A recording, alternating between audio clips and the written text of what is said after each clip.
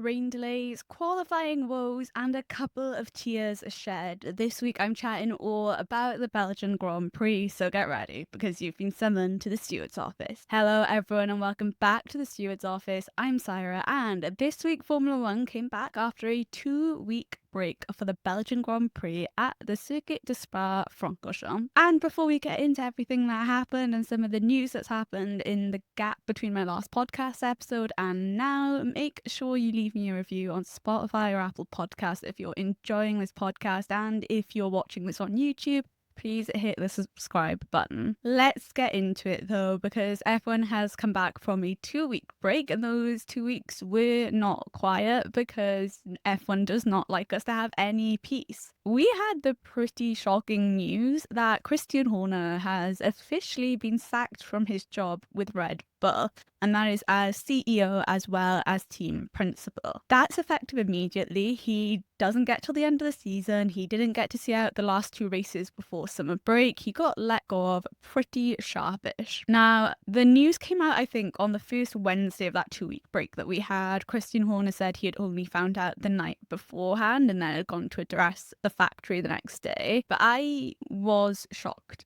at this news because I hadn't really heard anything about the potential of Christian Horner being sacked. I had heard that, there were a couple of tensions bubbling away at Red Bull, Christian Horner and Helmut Marko weren't getting along. Christian Horner and Jos Verstappen weren't getting along. But that has been going on for a little while since the 2024 season. But Horner has been a huge part of Red Bull history. He's been there since the team was created. He's been their team principal since they came onto the grid. So he's basically part of the furniture in the team, and we have not been given an actual reason as to why he was sacked and let go of. Could it be performance related?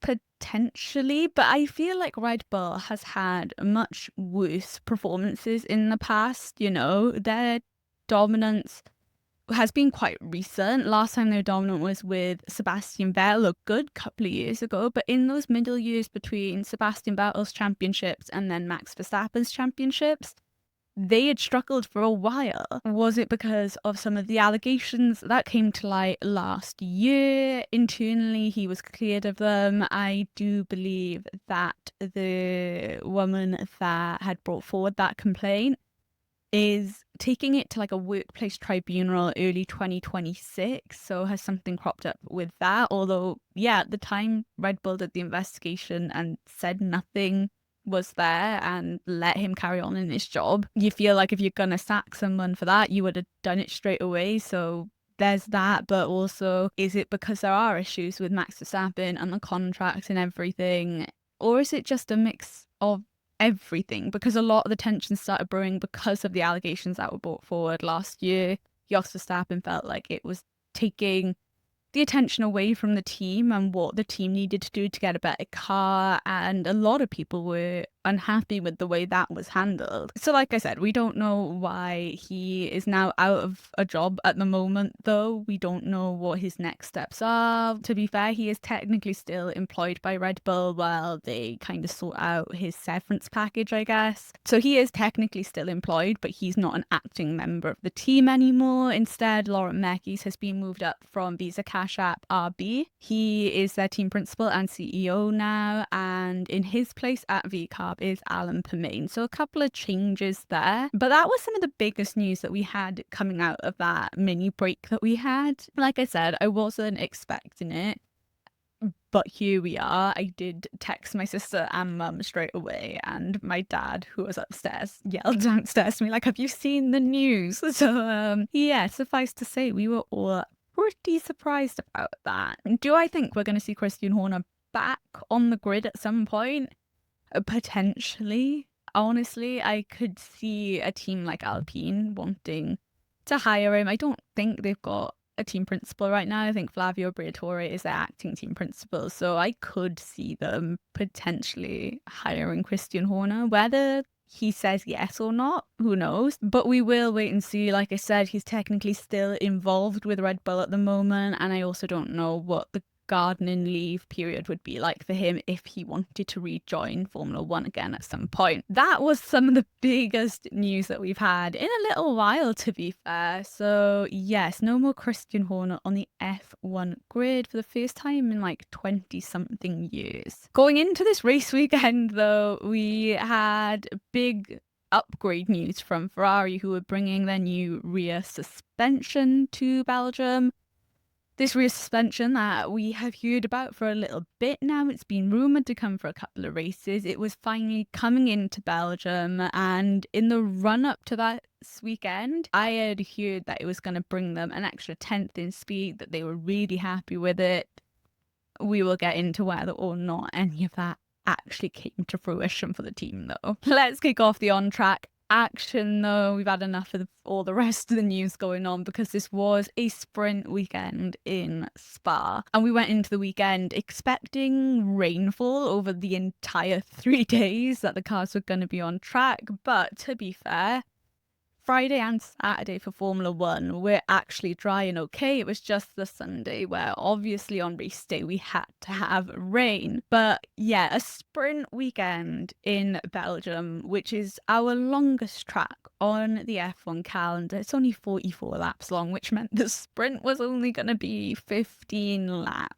I still don't know how I feel about the sprints, guys. I still err towards not liking them too much, but I don't think they're going anywhere, so we're just learning to live with it. Sprint quali was a very interesting one, though. The biggest surprise I think that we had was Lewis Hamilton out in SQ1. He had a bit of a spin. The rear just ended up spinning on him on his last fast lap in SQ1, and he was out. So that was, I think, the biggest shock of sprint quali. Also out in SQ1, which was a shock, was Kimi Antonelli. He ended up going through the gravel and just couldn't put a lap together after that. SQ2, we did have a bit of a shock with George Russell leaving, so that was both the Mercedes not in the top 10, although George did think that he picked up some damage to the floor when he went over the gravel that Kimi Antonelli had kicked up. So he thought that damage might be the reason why he didn't get into Q3, or SQ3, sorry, because it's a sprint. Great day for two of our rookies. Bortoleto and Isaac Hadjar got into the top 10. An amazing day for Esteban Ocon and Haas, who ended up qualifying in P5. It's been really nice to see this season, can I just say, that so many of the midfield teams are getting what I would say are like shocking positions ready for the race, because they're not positions we traditionally see them in. So to see them being able to qualify not just in the top 10 but towards the top 5 is really, really good to see. But yeah, Ocon in P5, and then we had Oscar Piastri taking sprint pole, then Max Verstappen, Lando Norris and Charles Leclerc. Actual sprint race though, I don't think there was a whole load of action, honestly, and I think this is why I struggle with sprint races. For me, the sprint was basically over after the first lap. Max Verstappen took the lead on lap 1 and then kept the lead the entire time. So like I said, yeah, that kind of just felt over straight away. Oscar Piastri in P2, Lando Norris in P3. Anything else that happened? I mean, we had both Haas cars in the points, which was amazing for the team. And considering sprint races mean that we only get points up to P8, so there are 2 less people getting points in a sprint compared to a normal Grand Prix race. That was an amazing result for the team and really important for the constructors' battle in that midfield. Alpine had an absolute stinker of a sprint race though. Franco Colapinto was going to be starting from the pit lane anyway. They had changed his wing twice, right? Once after sprint quali and once in the morning before the sprint. All of that done outside of Parc Fermé, and so he had to start from the pit lane. And then Pierre Gasly ended up starting 2 laps down. When the sprint started, he was still in his garage. So not a great weekend for Alpine, in the sprint at least. And I think with Pierre, and part of the reason of just sending him out, because I know some people will be like, well, what's the point? It's data. It's data that the team are going to find really valuable for this year and for next year, the comparisons that they want to do. So it is still worth getting those race runs in, especially ready for the Grand Prix. If nothing else, you've got some data on tyre wear for the Grand Prix. Then we headed into proper qualifying, and this once again did not go well for Sir Lewis Hamilton, who ended up out in Q1.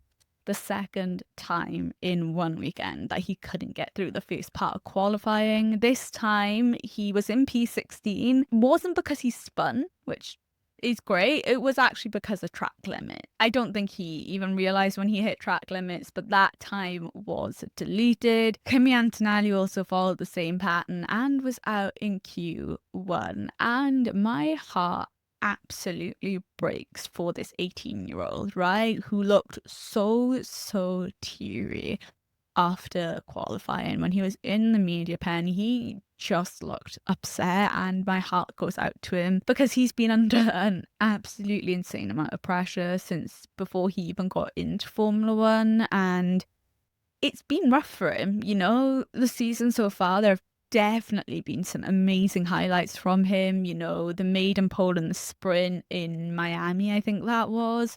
The podium that he got in Canada. Amazing high points for him. But it's sort of been bogged down by performances that haven't gone so well and qualifyings that haven't gone too well, or the DNFs that he's had. And you can see that, yeah, it is starting to get to him a little bit. I think that's partly why we had some tears at the end of qualifying. But at the end of the day, he's an 18-year-old boy just trying to find the ropes in a brand new job with the world's media looking at you. And that is terrifying. Honestly, I wouldn't be able to handle it. I'll put my hands up and say that right now. So my heart does absolutely go out for Kimi Antonelli, and I just hope he's got a really decent support system around him. Better side of the news, so Gabriel Bortoleto, after a great sprint quali, also ended up in the top 10 into Q3 for qualifying for the race. That P5 on the grid though, right? Must have had something magical about it, because it wasn't Esteban Ocon this time, but it was Alex Albon. That has been Williams' best starting position on a grid this season so far, and once again, like Esteban, it's just great to see that. It's great to see the teams that don't have the same sort of budget as the bigger teams do, who are traditionally midfield to backfield teams, finding these gains and also capitalizing when other teams aren't doing too well, being able to capitalize on that. And it's really important. Yuki Tsunoda has his best qualifying in Red Bull. I mean, it's been a struggle for Yuki since he joined the main team, but rumor has it, right, that Laurent Mekies made the team put the new floor on Yuki's car. Now, the new floor is definitely on Yuki's car. That's not the rumor, but the rumor is that it was Laurent Mekies that really pushed for that to happen. It was a spare floor I think they wanted to keep aside for Max Verstappen. And I think Laurent Mekies had, by the rumors that I've heard, just turned around and said, nope, we're putting it on Yuki's car. Yuki did seem a lot more comfortable with it. He said it did really help his performance in qualifying. Yes, there is still some pace to find there for him to match up to what Max Verstappen is doing in the car. But definitely feels like we're going in the right direction right now for him. Aston Martin's qualifying right at the back, and then Lando Norris taking pole position for the Belgian Grand Prix. Then Oscar Piastri, Charles Leclerc, and Max Verstappen only managed P4. Quick highlights of the race, though, before we talk about the championship leaders like usual. Let us know that we had a 1 hour and 20-minute delay to the race because of the weather. I can't lie, guys, right? I didn't have to feel the pain of that 1 hour, 20-minute wait because I was out at a musical. So I came back, fast forwarded through all of the red flag and just got to the actual race. So I can't share the pain with people who had to sit through it, but a 1 hour 20-minute delay is pretty intense. I know there have been complaints about how long it took to start the race again. I know some people think it should have started sooner. That part I definitely get. Sometimes races are delayed or things are red flagged, not because the track isn't suitable for racing, but because there's too much cloud coverage, And the medical helicopter, which has to be on standby and flying over the track to airlift anyone to hospital, that helicopter doesn't have great visibility because of the cloud cover. I don't know whether that was the case for the entire delay with the Formula One race, but just bear in mind, sometimes it's not just about track conditions. Sometimes it is about cloud cover and whether safely that helicopter can go up in the air and be available should anyone need it. Fifth of the grid started from the pit lane. Lewis Hamilton, Fernando Alonso, Kimi Antonelli, and Carlos Sainz starting from the pit lane. But it did mean that they were going to be able to change the setup early for the wet weather conditions, which yeah, I think it worked in their favour. But our first racing lap wasn't until lap 5 of the race. All the rest of it was done behind a safety car at the start. Let's actually get into the wonderful championship leaders, though, that we have, and kicking off with Oscar Piastri, who had ended up passing Lando Norris on that first racing lap on lap 5 once the safety car peeled into the pits. He kept in control of the race the entire way through after that. He managed to nurse his medium tyres for well over 20 laps and did a really, really good job. Was just really careful on them, even as they were losing grip. Made sure that he wasn't making any big mistakes or anything that could have cost him the race altogether by DNFing, or could have cost him time, allowing Lando Norris, who was behind him, to catch up. And I think part of that is down to the signature calmness that we know Oscar Piastri has, not just when he gets into an F1 car, just him in general. He is a very laid back, calm headed guy, and I think it's really helped him in this title fight with his teammate. It's really paying off for him. But yeah, an extremely good race from Oscar Piastri, who's still leading the Drivers' Championship.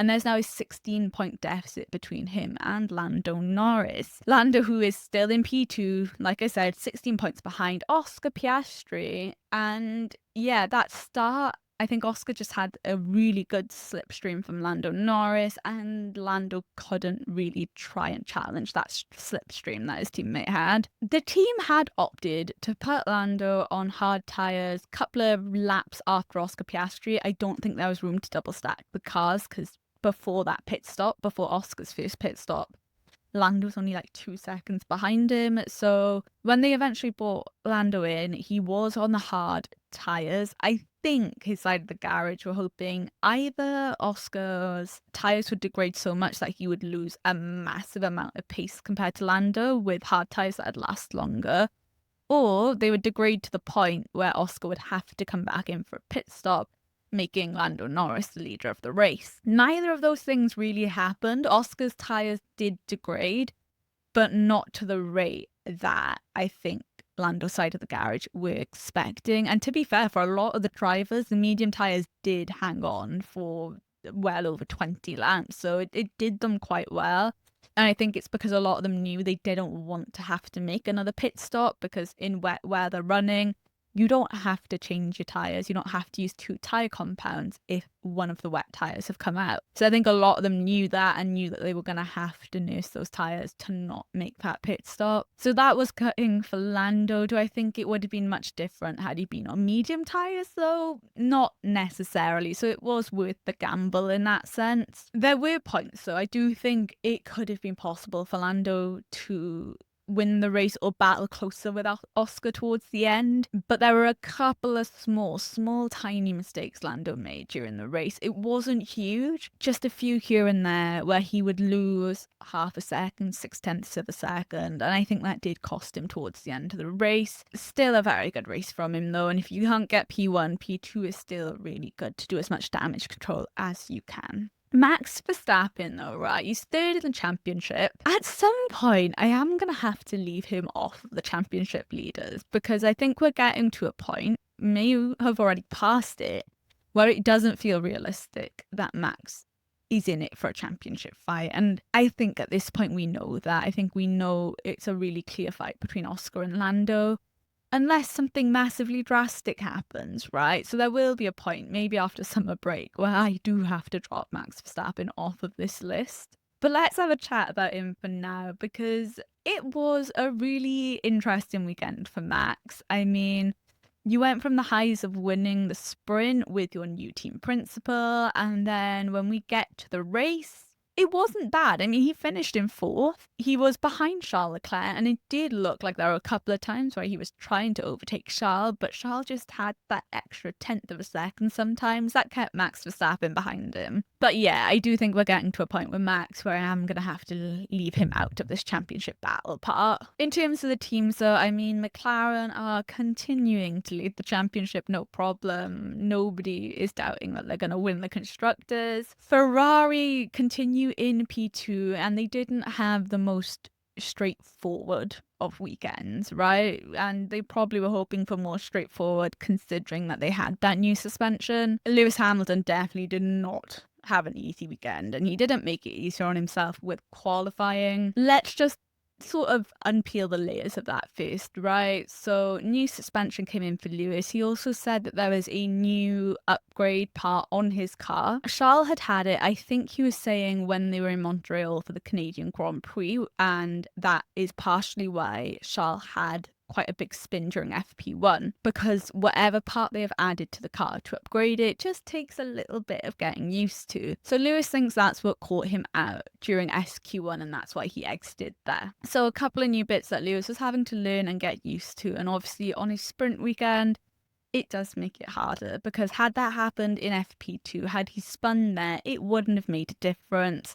Obviously happening in SQ1, it's gonna cost you a place in qualifying. Then the track limits during qualifying for the actual race wasn't great, and it was a matter of millimeters, but ended up in P16, and then starting from the pit lane. For all the woes that Lewis Hamilton had up until that point, I genuinely think he had a pretty brilliant race, and he showed us why Ferrari still have that faith in him, because Lewis Hamilton ended up making up 11 places in like the first 12 or 13 laps of the race, which is an incredible amount of overtakes in conditions that were exceptionally tricky. And you really have to trust your instincts and also trust the drivers around you and know that you have the racecraft to do it without damaging your car or anyone else's. And he honestly did a brilliant job. The overtakes were so beautiful to watch. They were so quick and clean. Ended up finishing in P7. And I don't necessarily think he or Ferrari were thinking that would have been fully possible, but I think they did really, really well there. I think Lewis did an amazing job. I think starting from the pit lane was the right idea, because all of those overtakes were made during the wet weather running and not when the track had dried up, and the setup changes that they made for that to put Lewis Hamilton in the pit lane definitely helped those overtakes. Charles Leclerc, though, had a really strong weekend. I mean, he finished on the podium. It's his 5th podium of the season. He's now tied with Max Verstappen for the number of podiums, and yeah, just did a really, really good job of keeping Max Verstappen at bay during the race. Overall for Ferrari, though, I do think that both the drivers are happy with the suspension change that they've had. Lewis and Charles had said in post-race interviews that they were quite happy, and they're just excited to keep exploring that and the sort of setups that they need to go with the suspension now during the Hungarian Grand Prix weekend. So it will be interesting to see as they sort of dial it in, figure out what works and what doesn't with this suspension change. It's going to be interesting to see whether or not it brings them the pace that they were hoping for. As of right now, I don't think it brought them the extra 10th, and I don't think it's given them the outright speed they were hoping for. But it was a tricky weekend to figure that out between limited practices and then the rain during the race. So I will hold off judging it until the Hungarian Grand Prix, and then we will see. Mercedes are still in 3rd place, and it was a tough weekend for them. Kimi Antonelli had a bad weekend overall. Like I said, my heart really goes out to him, and he's walked away from the entire weekend with no points. It's just rough to watch at this point, guys. I do actually want to do a blog post on this, and I've drafted it out, so I just need to actually tidy it up and post it, so keep an eye out for that. But it was really rough for him, and like I said, no points this weekend, not getting out of SQ1 or Q1. It's just tough to see. George did have a better weekend. He did manage to score points in both of the races. Overall, he doesn't seem happy with the car, though. I think he was saying that the P5 finish he had in Belgium during the race looks way more flattering than what the actual Mercedes race pace is, and he wants to have that sit down chat with the design and engineering team about how to move forward as a team. And he has mentioned that there's still no decision on his contract yet, and when he was asked, will we have any kind of announcement next week at the Hungarian Grand Prix, that was a definitive no. So we will wait and see what happens there. But yeah, for Mercedes, I don't think this was a good weekend. I think they were hoping for a lot better, and yeah, Kimi Antonelli is just heartbreaking to see the interviews. What went on in our midfield? Alex Albon went from P5 in quali to P6 in the race, which I don't think is bad at all, considering that, yes, George was ahead of him, and the Mercedes car tends to be better than the Williams car. So I think that was a great haul of points for Alex and for Williams as well. Gabriel Bortoleto had a points finish in P9. I think Saira are just doing a really amazing job right now of just consistently getting points. It doesn't have to be huge points hauls, but it just has to be enough to keep them in that P6. He did an incredible job in very tricky conditions, and yeah, he's just been great to watch as a rookie. Yuki Tsunoda finished in P13 after starting in the top 10, just outside of the points. I don't think pit stops had gone particularly well. I think there was some passes with Pierre Gasly that he wasn't too happy about. I'm hoping after the quality performance, though, it's going to instill a bit more confidence in him, and the results will come with time, is what I'm hoping. We will wait and see. Aston Martin. It was a hard race for them. P17 for Fernando Alonso, P14 for Lance Stroll. It was bad for Aston. I don't even know what to say. It was a rough weekend for them, and we've had glimpses where I thought, oh, it's getting better. Belgium was not one of the races where I thought it was getting better for them. And then, yeah, Franco Colapinto, P19. I mean, it wasn't last, but not great. The results and the performances aren't coming for Franco, and it's going to start being more and more of a concern for Alpine. Let's have a chat about our winners and losers from this race. So obviously Oscar Piastri, having won the race, is a winner anyway, but he is on my winners list because he's extended that points lead against Lando Norris. Lando's had a couple of wins in a row now. Last 2 races, I want to say it was. So Oscar has come in, said, nope, I'm going to break that streak and I'm going to start extending that points lead again, which he did really, really well. Alex Albon is my other winner because I think a P6 finish in the Williams is so amazing on top of the P5 quali place, and it's giving Williams, I think, a lot more momentum and hope going forward. And also Ferrari as a whole. I know Lewis had a tough weekend, but in general, to know that the drivers are happier with the suspension. They've outscored Mercedes, who are their closest competitors in the Constructors' Championship. A podium for Charles Leclerc, Lewis to finish into P7 from P18. I mean, I think it was a pretty decent weekend for Ferrari, if not a little bit messy. Losers, though, had to put down Kimi Antonelli. It was hard. It wasn't an easy weekend, and there was a lot that went wrong. Aston Martin, for the reasons already mentioned, it was just tough. And also Carlos Sainz, who ended up finishing in P18. So Alex Albon had a very good weekend, but for Carlos, it was a lot more difficult for him. That is the Belgian Grand Prix, though. We have one more race until summer break. I can't believe we're nearly at summer break. I think we are going to start sort of petering off with a lot of the big upgrades from the teams now. A lot of the focus, especially when we hit summer break, is going to hit on to 2026 because of the new regulations between the engine and the car. I have read that we are doing away with the ground effect cars in 2026, which is definitely going to suit some drivers and their driving styles a lot more. But yes, it is Hungary next. That is always an interesting track that they race at. Really curious how Ferrari are going to do there. Is the rear suspension going to sort of get any better for them? Are they going to figure out the best setup for it? How is Kimi Antonelli going to do going into that weekend? Can he have a bit of a bounce back? And what in the world is going to happen between Lando and Oscar? Who is going to take the next win? Because it could be a non-McLaren car, but more than likely it will be a McLaren. And yeah, will Lando be able to sort of catch up to Oscar Piastri, or is that gap going to keep widening? We will find out